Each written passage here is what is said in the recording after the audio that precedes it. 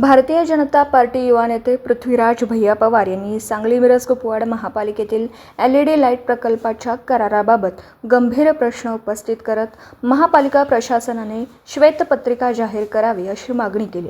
त्यांनी ही मागणी पत्रकार परिषदेत केली। सांगली मिरज आणि कुपवाड महानगरपालिका येथे गेल्या 4 ते 5 वर्षात झालेल्या काही मोठ्या व चुकीच्या निर्णयांबाबत नागरिकांसमोर संपूर्ण माहिती यावी यासाठी श्वेतपत्रिका काढणे आवश्यक असल्याचं पवार यांनी सांगितलं। विशेषतः LED लाईट प्रकल्पांच्या करारामुळे महापालिकेची आर्थिक स्थिती गंभीर होण्याची शक्यता असल्याचा इशारा त्यांनी दिला। पवार म्हणाले की महापालिकेचा आर्थिक टायटॅनिक समुद्रात बुडालं तर त्याला कोणीही वाचवू शकणार नाही। येत्या काळात महापालिकेची आर्थिक परिस्थिती पूर्णपणे कोलमडून पडून आर्थिक आणीबाणी येण्याची भीती आहे। या सर्वाचा फटका सर्वसामान्य नागरिकांना बसणार असून वाढीव कराच्या रूपाने त्यांना याचा भार सहन करावा लागेल।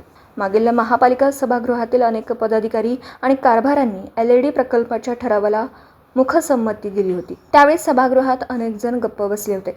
त्यापैकी काही जण आजही सभागृहात आहेत। त्यामुळे या कंपनीवर कारवाई होईल अशी अपेक्षा ठेवणं कठीण असल्याचंही त्यांनी नमूद केलं।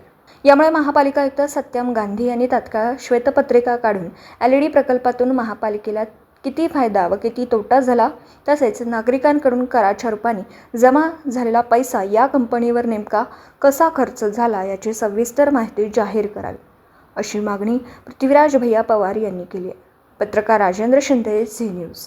गेली वर्षापासून घरापासून सांगलीचे आयुक्त सत्यम गांधी यांना विनंती करत आहे त्यांनी महापालिकेमध्ये आलेले जे बेकायदेशीर ठराव आहे किंवा ज्या ठरावांमुळं सांगली महापालिकेच्या नागरिकांचं शेकडो कोटीचं नुकसान होत आहे याची श्वेतपत्रिका काढा आणि त्याच्यावरती कारवाई करा।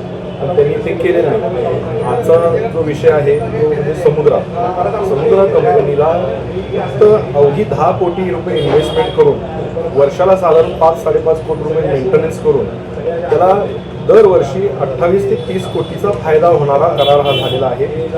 जो करार झालेला आहे तो पूर्णपणे एकतर्फी झालेला आहे। याच्यावरती स्पेशल ऑडिट नेमावं। याच्या कराराच्या अनुषंगानं ज्या गंभीर बाबी आहेत म्हणजे वीज बचतीचा जो बेसलाईन धरलेला आहे तो कसा धरलेला आहे ही एक गंभीर बाब आहे। त्याचबरोबर बचतीच्या 95% ठेकेदाराला देणं हा एक अतिशय गंभीर असा त्यातला मुद्दा आहे। याची चौकशी झाली पाहिजे। त्यामुळे तांत्रिक आणि आर्थिक या दोन्ही गोष्टीचं ऑडिट जर का केलं तर हा ठराव आपोआप बेकायदेशीर ठरतो आणि तो रद्द होऊ शकतो। त्यामुळे मी आयुक्त साहेबांना विनंती करत होतो की तुम्ही श्वेतपत्रिका काढा, पण ती आज तागायत त्यांनी काढलेली नाही आहे। मी आज पुन्हा एकदा आयुक्त साहेबांना पत्र देणार आहे आणि त्यांनी जर काही श्वेतपत्रिका काढली नाही, याचं ऑडिट केलं नाही तर आयुक्त साहेब आणि त्या तत्कालीन जेव्हा हा करार झाला तेव्हाचे आयुक्त तेव्हाचं सभागृह आणि ह्यासाठी संबंधित असणारे सगळे पदाधिकारी आणि अधिकारी यांच्या विरोधात लोकायुक्ताकडे मी तक्रार करणार आहे।